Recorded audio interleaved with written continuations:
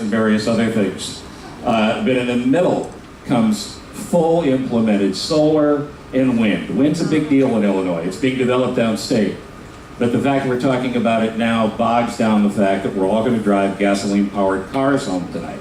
Having said that, nobody wants another plant near them or in their backyard. Not near me. So how do we support what we need initially, again, without looking like the bad guys controlling the message, at least to some degree? I think this is one of those issues. I think it's like guns. I think the American people are with us. The overwhelming majority of American people have the attitude when it comes to guns. Okay, I'm delighted to hear that Senator Feinstein does not feel that she needs a so-called assault weapon. So I would 100% passionately defend her right to say, no, I don't want any assault weapons in my home. Why won't she give her neighbors who are law-abiding good people the same right? The American people get that. And the American people also get the idea that cars are, along with guns, these are the two ultimate symbols of American independence. Yeah. Because, and they want to take the guns away because that makes you more dependent on government protection, because you can't protect yourself as effectively. And they also want to take your car away and put you on a train, because then they control where you go, when you go, how you go. This is the collectivist mindset. And it's one of those issues where when it comes to guns and cars, Americans kind of like them, both. And they are on the wrong side and we're on the right side. And you really hate trains. So when it comes to, look, we know the Obama folks really did a nice job on the whole solar thing. As I mentioned, wind energy has a lot of upside here. How do we develop wind energy without bogging down what we're talking about? Let the market work. If it really is,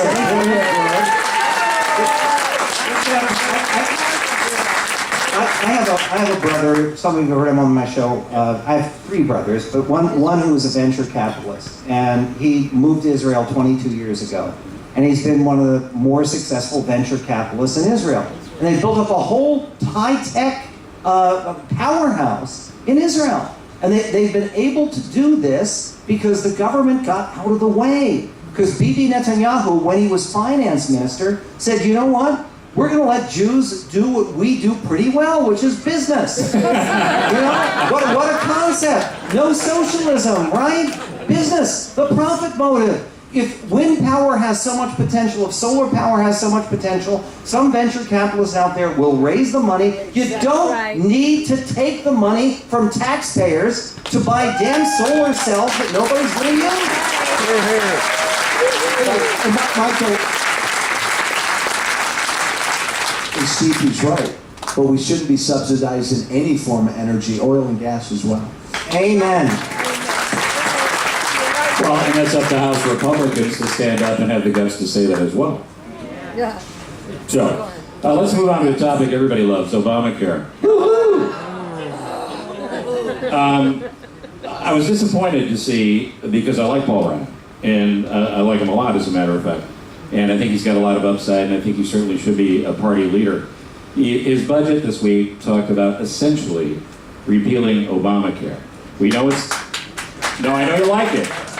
But again, we have to be realistic. We know it's the law of the land. Wouldn't it be better, and I'm throwing it out as a question, wouldn't it be better to find ways to tear it up than to go back to this repeal argument, which last year, here's why. Because I watched Governor Romney stand in front of a repeal and replace... Oh, Joe loves this when he's rubbing his head. I watched Governor Romney stand in front of a repeal and replace sign for months, and I never heard him tell me what he was going to replace it with. Yep. I saw Congressman Ryan this week talk about his budget and say, and we're going to replace it with something else and not identify it. So, what are we going to do? Well, and understand, Paul Ryan was in a box because his conservatives in the House said, we have to pass a budget that balances in 10 years. And the only way they could do that is assume they can repeal Obamacare. And they may not be able to. So we did that, Steve, to make the numbers work. Yeah, no, look, but the bottom line is, Obamacare has to be repealed. Yes. If Obamacare... If we all up here think that Medicare and Medicaid are bankrupting this country. Obamacare is going to make it much Okay, worse. no, I don't disagree with you, So- but let's talk about the timeline. Fully implemented in 2014, knowing what we know about how slow the public is to catch on, the full pain for Obamacare starts to kick in sometimes the middle of next year, the third quarter of next year. How about even? I think there are parts of it that don't kick in until 2016. So- 17, 18, 19. So what does that do for midterm elections? If we're just talking about repealing Obamacare, the same thing we were talking about in 2012. I'm not saying it's a bad idea. I'm talking about realistically not getting caught in jam. It's going to cost elections. I will just quickly say, and right now it's the House Republicans, and this is hard, but they have to say, are they willing to fight for this? And they approved a CR a week or two ago that fully funded Obamacare for the rest of this year. You've got to decide that you are going to fight tooth and nail against this program. I could not agree with Joe more on this. I think it's absolutely essential that the Republicans and the center-right movement in general continue to oppose this with all of its might. And here's why. I think there's always lessons you can learn from the other side. Obama passed this in a straight partisan vote, unpopular when they passed it, unpopular right up to the 2012 election. He never wavered. He never walked back. He never gave up. He made the argument, in our view, over and over again badly, but he never gave up on it, and he's not giving up on it now. They are trying to sell something, and they are relentlessly repetitive. And what our side does all too often is that when we lose a fight, a battle, we give up. We should absolutely not give up on this. We should do exactly what he said and continue to argue for why it should be repealed. Make that case over and over and over again. Hey, Steve, I got to just disagree a little bit. Not in substance, but in strategy. And the reason is what we were talking about before, which is the low information voter, if you want to use that term. I mean, people think the Supreme Court decided for Obamacare. And what they did is they simply pulled back from one of the greatest judicial rejections of a presidential initiative ever. That it survived on the most tenuous and ridiculous basis. But having said that, I think when you talk about people's eyes glazing over, for Americans who are not deeply into politics, when they hear Republicans talk about repeal Obamacare, oh no, shut up, Right. I'm tired of this. We know how this movie ends. That's not what we're saying, Michael. I know, but here's the strategy. The strategy is this. The new Republican Senate in 2014, and that has to be a very, very big aim, it's a question of funding. Starve the beast. You don't say we're going to repeal all of Obamacare. Just limit its funding and then make the president fight for it. Yeah, well, and he won't have the people with him. I think we're actually saying the same thing a slightly different way. I agree with what I said earlier with Joe. The mission is to repeal Obamacare. You're talking about how do you communicate and how do you do strategy. it. And this is where I'm in agreement. So what's going to happen, and we have this opportunity right now, is the way you make the case for repealing Obamacare is that all these people are cutting back their hourly workers. They're putting them down to less than 30 hours a week. People have to get 2 part-time jobs. We should be talking about working class and poor people being thrown out of a full-time job into a part-time job because Obamacare is crushing their business, and Obamacare is hurting the poor and disadvantaged. You make the moral argument, then you say, repeal the damn thing. Okay. And by the way, it's a very simple argument. Can we have a show of applause here? How many, remember Obamacare was going to lower everyone's insurance costs? Can all the people who have seen their insurance bills lowered since Obamacare was passed, please applause? How about people who have seen our insurance premiums have almost doubled since Obamacare? And people get that. But I think again throughout all of this, and Joe, I want to get you in on this before we move. But again, with all of this, it's parallel lines. We're talking about what's going to be the right thing to do to move forward and what we know is right in this room and what's going to win or lose elections. Because as I always say on the air, to get any of what you believe heard, you're going to have to start winning more elections. And I'm not talking about some contrived political process. I'm talking about being smarter in language and in message on a whole bunch of things. And the House Republicans, as a conference, would do very well to spend a day with Michael and John and listen to how to improve our strategy and our message. But What am I going to be doing? But- Valet parking? Medved and I'll put you on a train. Perfect. I don't want to get on the train Michael endorses.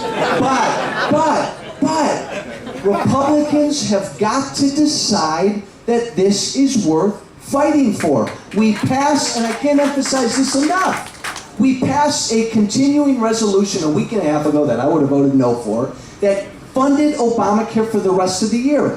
Defunded. Folks, and you talk about a way that maybe Republicans can start to talk to women. Talk to women about how difficult it's going to be to find a doctor in 2 or 3 or 7 or 8 years. We've got to talk this way, but we've got to fight All right. Obamacare. I got to jump forward on a couple of things, or we're going to run out of time. Foreign policy. I don't know if you know, this drone thing seems to be fairly popular lately. The president has had a very odd mix of stay out of the Middle East, pretend Israel doesn't exist, not necessarily make friends with everybody, but say things like Israel is one of our best allies in the Middle East. Incendiary, just frankly stupid statements. Well, he also is engaged in a drone policy which has gotten great headlines and taken out at least the executive branch of Al-Qaeda, where they have to have an Al-Qaeda job fair. He's won that part of the message. Why hasn't he lost the part that he's been a nightmare in the Middle East? I think my favorite Facebook post I've seen in the last few days is it's a picture missing the anti-war movement since 2008. Very interesting, isn't it, how that works? So, go ahead, Phil. So I think that Obama's entire policy is American withdrawal. And he does not believe in a robust foreign policy. He believes that I think he believes we're an imperialist, and I think he wants us to withdraw from the world. I think he's ironically a modern isolationist. Michael, you disagree? I think he's just an extraordinarily weak president. Extraordinarily weak in foreign policy, extraordinarily weak in domestic policy. And you know, this hit me like a ton of bricks with his interview with Stephanopoulos the day before yesterday. Look, Michael, You mean the one where they were holding hands? no, the one where Stephanopoulos asked him about the White House tours. You know, the White House is his house. That is his home. He says, well, I didn't really know about White House tours and the Secret Service. He doesn't, not only doesn't he control his administration, not only isn't he leading this country, he isn't controlling his own home. I disagree with that so much. I got to tell you, I completely disagree with that. I think you said earlier we make a mistake when we misread the election. I think we make a mistake when we underestimate what this man wants to do to this country. He wants the fact that he's perceived as weak, but what is his goal? His goal is American retreat. His goal, and when America retreats on the world stage, there's a vacuum, and people fill the vacuum. Yeah. China is building a blue water navy for a reason. They want to control the Western Pacific. They want to control trade. They want to do that at our expense. We should be competing with China in a constructive way. But he is withdrawing America's ability to project power, which to some degree I actually would agree with. But not our ability to project it, but not our ability to hold it in reserve in case we need it. And he is defunding the military. He hates. I would agree with that. I think we underestimate this man at great peril. Yeah, the point about the president's weakness on foreign policy is all of the things that he claims to be committed to foreign policy. Remember, the Arab Spring was the most wonderful development in the world. And you see, what he has illustrated is basically a hands-off approach. And when you say he's a new isolationist, I think he's an isolationist. He's an isolationist in domestic policy as well. When he said the other day that he is trying to create the atmosphere where Republicans and Democrats can talk to each other, rather than saying, I am going to take the lead on this. Look, a guy who is incapable of saying, you know what, I'm in charge here, I'm the President of the United States, we're going to resume the White House tours, I want it done in an hour. Wouldn't that be refreshing? But listen to his second inaugural. How many people here listen to his second inaugural? I know it's very painful. Yeah. Do you remember this line? I'm paraphrasing. Do you remember this line? We have to resort to collective action to preserve our freedom. Yeah. That is as Orwellian as it gets, and it's a direct assault on the Constitution and the founding principles of this country. That's what he wants to do. So he's passive in these other areas because his larger game is to reject the idea of individual sovereignty, which is what the Constitution is about and the founding of this country is about. We are a republic. We establish the government. We are sovereign over the government. He believes the government should have co-equal sovereignty because only the government can be a fair arbiter of allocating opportunity and resources and stop the wealth disparity. It's very dangerous. Hey, let me just put a quick cap on this. Yeah, absolutely. You have talked ever since I've known you, and you've bemoaned the fact that Washington's so dysfunctional. Absolutely. And they are. And here's why Washington's dysfunctional. You have a civil war going on in the Republican Party. Republicans are fighting with each other to try to figure out what to say and how to say it and when to fight and where to fight.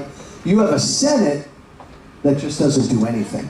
So you have a Senate that doesn't work. And now I think most of us in here have realized this. The American people are beginning to realize that we elected somebody twice who never, ever, ever, ever, ever was ever really ready to be president. Yeah, and John, you may be right that he's got these sinister motives. And look, he's a lefty, he's a socialist. But we elected a guy who never ran, led, managed, or did anything.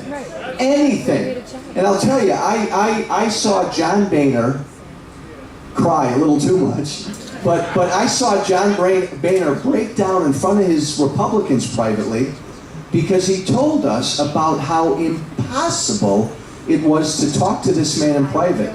Think about this. We have a president who doesn't know how to negotiate. He doesn't know how. This shouldn't surprise Well, in most us. cases he refuses. All right, He doesn't know how. we haven't solved the world yet, and we're very short on time. I feel like Bibi Netanyahu, but I'm going to say the following. Afghanistan, the end of 2014, wait for what? Why aren't we speeding that up and getting out? Quickly, we should have been out 2 years ago. I would agree with that as much as it pains me to say it. I don't agree with that. I mean, It's disagreeable first. Give me a quick answer, Michael. Michael, it's a 2,000-year-old problem. Solve it in 30 seconds. Yeah, 2,000 years. You can't solve it in 30 seconds. We have 27,000 troops in South Korea. I'm glad they're there. I am glad they are there. And because if they were not there, the risks of war are huge right now on the Korean Peninsula. They would be vastly higher without those American troops there. The idea of a long-term American presence to prevent the reestablishment of the Taliban and of terrorist bases in Afghanistan, this is one of those areas where if we bring all the troops home, and we bring home everybody, it would be vastly more expensive in terms of blood and treasure if we had to go back in. But we have such cooperation from the Pakistanis right next door. I'm sure they'd let us with all the money we're handing over. A, get the doctor back to help us get bin Laden, and B, set up shop and keep an eye on him. So why can't we do that? Oh, sorry, I was being sarcastic. I want to move quickly here. CPAC today, Rand Paul, Marco Rubio, both spoke. Feel free, yeah, applause, absolutely, Joe. We talked about, Joe, you brought up the civil war within the Republican Party. We saw an ugly example of it last week, and that is Rand Paul did his filibuster, and we can argue all night, and we don't have time to. We can argue all night about whether or not the filibuster was based in point and in fact or complete nonsense. The fact is, Senator Rand Paul touched something in a lot of people in this country and created a lot of good news for the Republican Party. And for the first time in a long time, made people in the middle specifically, people will need to vote for this party, say, you know what? Maybe the Republicans don't all hate us. Maybe they actually care about us. So leaving aside the point of the filibuster, let's talk about 2016 quickly. Is Rand Paul the front runner now going forward, or will he be a power player? My personal opinion is I like him. I think he's fantastic. I don't think he can be elected, but I think he's a really important voice. I think he'll be very competitive. I think he's going to raise a lot of money, and I think he's going to have a high profile. And I think we should all remember one thing, and it kind of goes back to Michael's points at the beginning of this evening about the exit polling, which I thought was very interesting, and I knew some of it, but not all of that. Very encouraging is in about this time in 2005, after President Bush was reelected, I sat in a room with a bunch of political folks, and everybody was talking about the permanent Republican majority.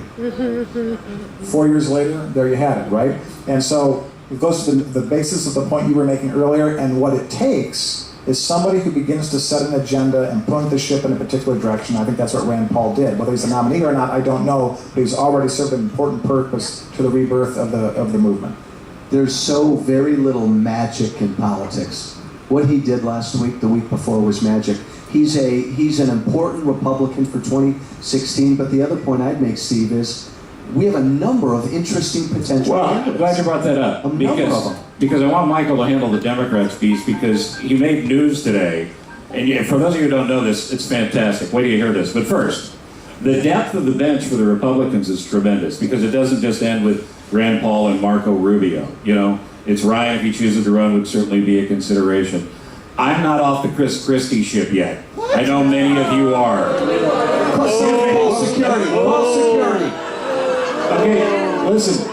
75% approval rates are very sexy and a large guy from New Jersey to me.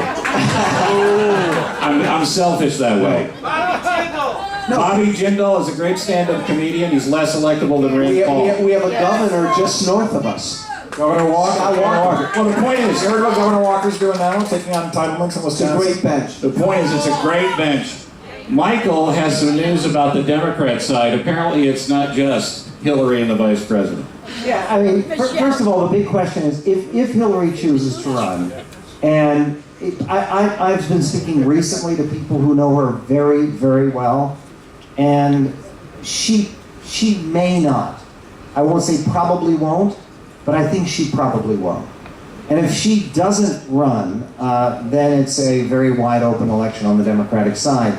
And I do have confirmation John Kerry 100% is running for president, with the assumption that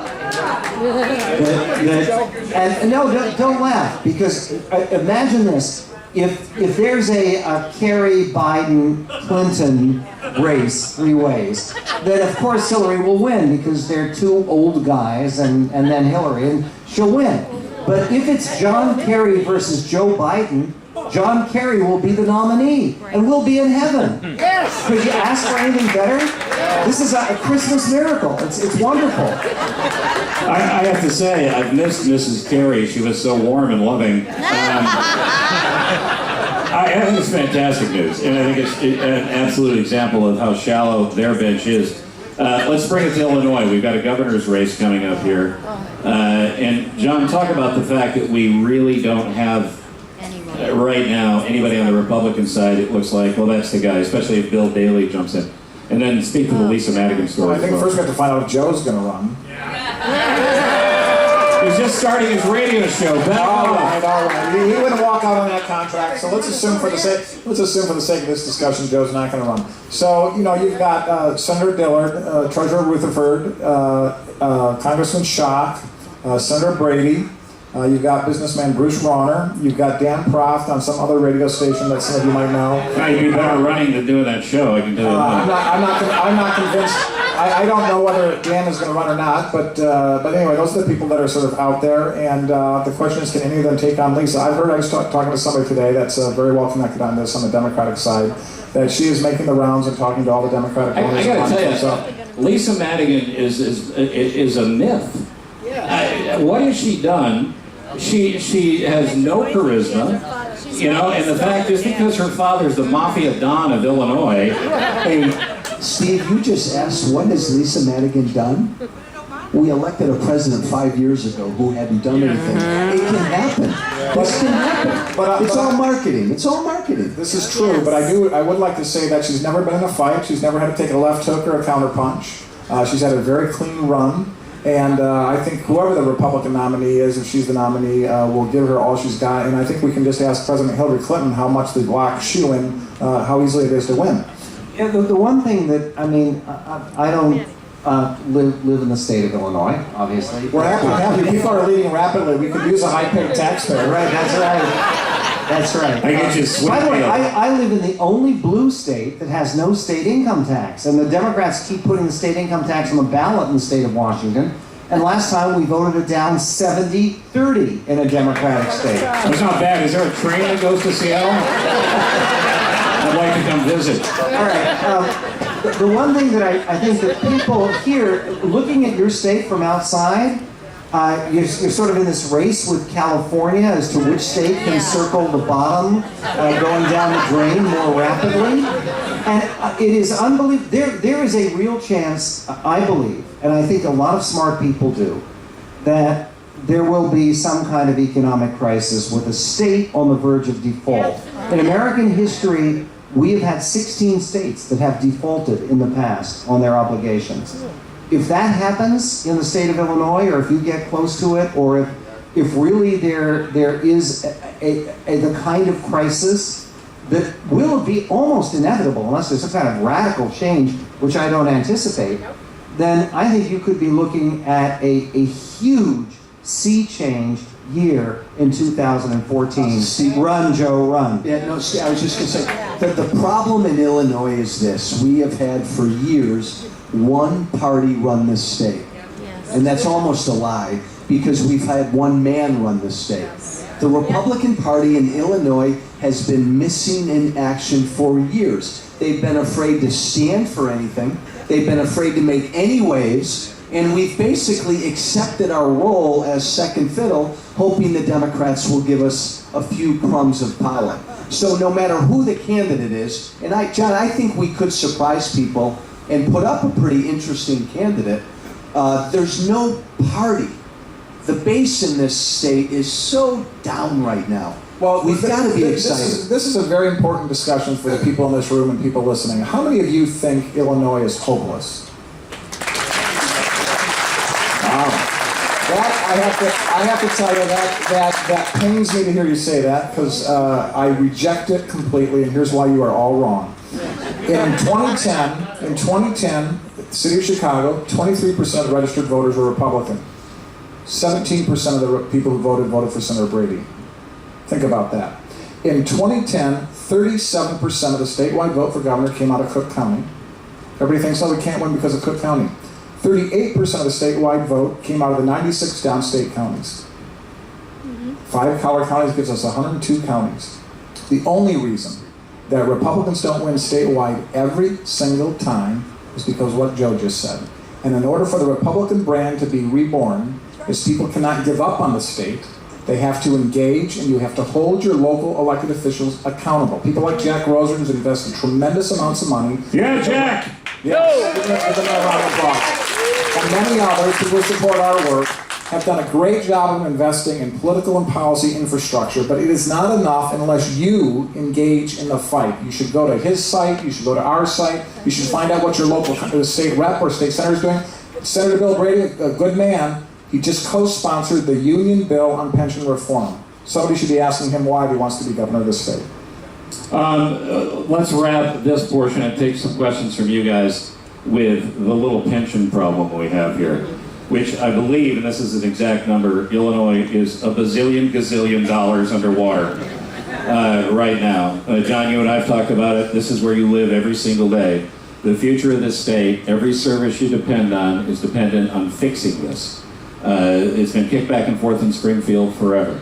Explain why the math doesn't work. Talk about what you guys are pushing at the Illinois Policy Institute by way of a bill, and give these folks some idea on how they can help. Well, I want to give one more shout out to Jack, because Jack's been leading on pension reform for a very long time. But we've worked with Representative Tom Morrison and also Representative Jeannie Ives, and then Tom has introduced a bill, House Bill HB 3303. It is the only solution that actually fixes the problem. Here's what it cuts the unfunded liability in half, pays the rest of it off over 30 years in a flat line like your mortgage payment, not a scaling ramp that eats more and more of the budget, raises retirement age to 67, most importantly, stops the COLAs and raises and converts all current workers going forward to 401k, just like the private sector. The taxpayers will fund it. And by doing those things, we're going to be able financially to live up to the obligations of the defined benefit program that has been earned through today. So we create moral equity between the taxpayers and the workers and don't carve out a protected class. And that's the most important part of that proposal. And guess what? Republican leadership is not embracing that because, quote unquote, it can't pass. Meanwhile, the Cross-Neckrits bill will continue the ramp. It will put in language that's called guarantee language that will make the pension payment the front of every other payment the state makes and trigger a constitutional provision which gets very deep in the weeds but basically prevents future reforms. You should call your folks and tell them oppose Cross-Neckrits, support Tom Morrison's bill HB 3303. And the website? IllinoisPolicy.org. IllinoisPolicy.org. And again, I know there's public union folks probably here tonight. We were talking about this backstage and we've talked about it on the air. I feel for you. My daughter's a teacher. It's a ridiculous system we're in the middle of. But you need to tell your union reps right now, get me everything you can and guarantee the number now, because as long as we wait, Michael just talked about it, the pie is going to get smaller. The